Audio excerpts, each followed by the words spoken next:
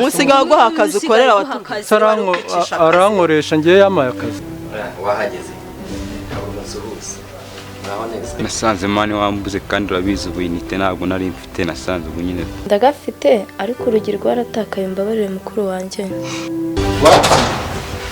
sheri mbabarira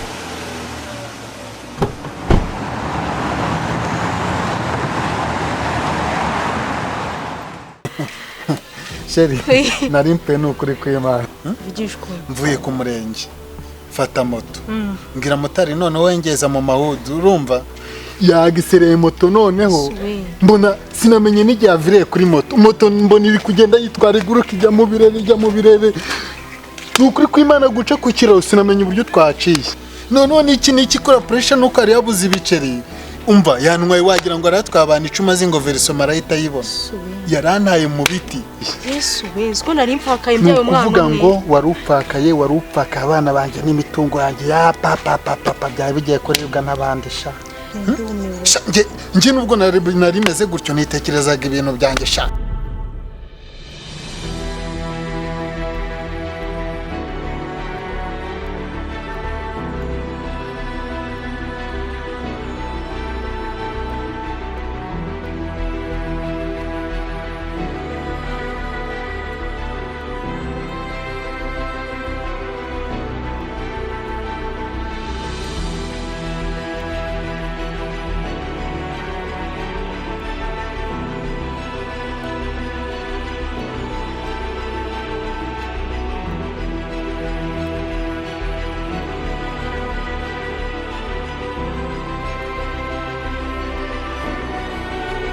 Baba mana yanjye ibi niki mwoka byaramwe mbwirisha ngo ngwishije mwoka byaramwe uyu muntu ninde wamwishe we uyu muntu ninde wamutaye ahangaha mwoka byaramwe ye baba bakobwa bakowe we ye baba we kadubi ngwino dutabara tuzirebe uyu muntu nima kirima kuka nimuze murebe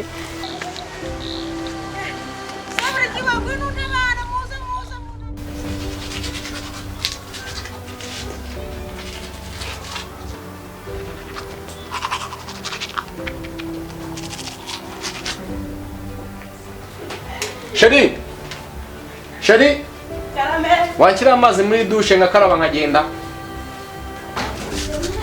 Sheri nene gushyiremo akabazo nashaka tuganiraho bamunanye hakusheri buri munsi murumuna wawe wabuze ibindi bundi wambwira utambwe kuri murumuna wawe buri gito ubu nta bindi bintu wambwira twaganira atari kuri murumuna wawe buri munsi Sheri mvuze nabi Sheri ubujyambe kubwira n'umugoroba kandi utabonaniwe n'umunaniro wose ubabajwe n'imitungo aho kubabazwa n'umuryango wa Rusizi imitungo erega nawe niyo waje ureba imitungo nza kwa nta kintu ufite ndimbwa ndi rushati ariko siga nambara inkweto iva mu Buyapani ibi rero nibyo waje kuko uzi ko aruje mu bintu ariko twarabifatanyije gusa icyo shimira Imana nuko ewana yandinze sanze muri bazima ubu ngubu ahubwo niba mu nzara agacupa karimo agenda nzana agacupa kamwe mbe n'inywera kabisa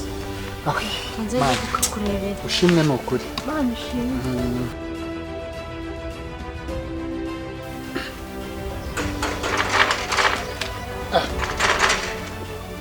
abantu ni bande bakomanga gutyara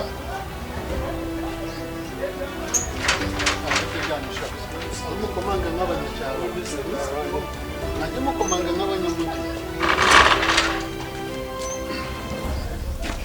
gahunda rero twari tuyirangije twari tuje kanya oya mube mugumyaho Viye none se bimeze bite kutatwishyura wana?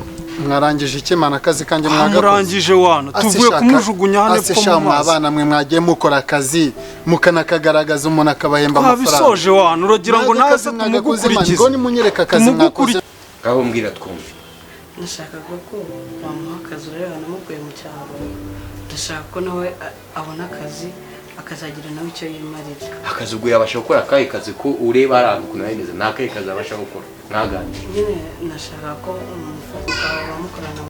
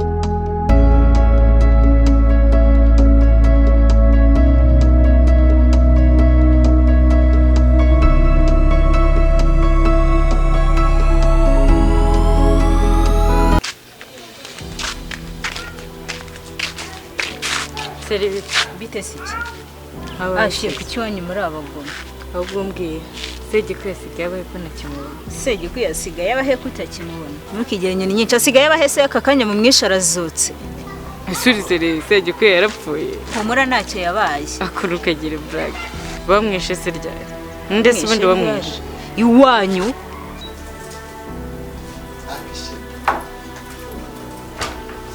Sheri bwira uwo mwana ze tujye ku kazi isaha zageze. Nadine banguka mugende ariko icyuba witeguriye ntabwo urangiza. Sheri turagiye ku kazi rero. Sheri usigaye utunganya biriya bintu. Sibyo? Bye. Ugende neza.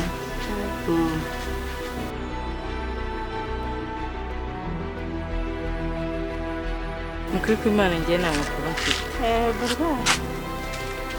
Muhumure ntago yapfuye ariho ahubwo mbwira neza nkubwire iki fiye muri abagome muri abagome ndakura ese bite kumbona umeze nk'uwariwe n'amavubi genda mu mushaka aho mwagiye kumujugunya muri abagome ndakura bose uragira ngo nanjye mujye kunyica nk'uko mwishe musaza mukuri ko Imana nta makuru mfite ubwo wambwiye neza nabyuzi twarabamenye umuzimu mpuye n'ikino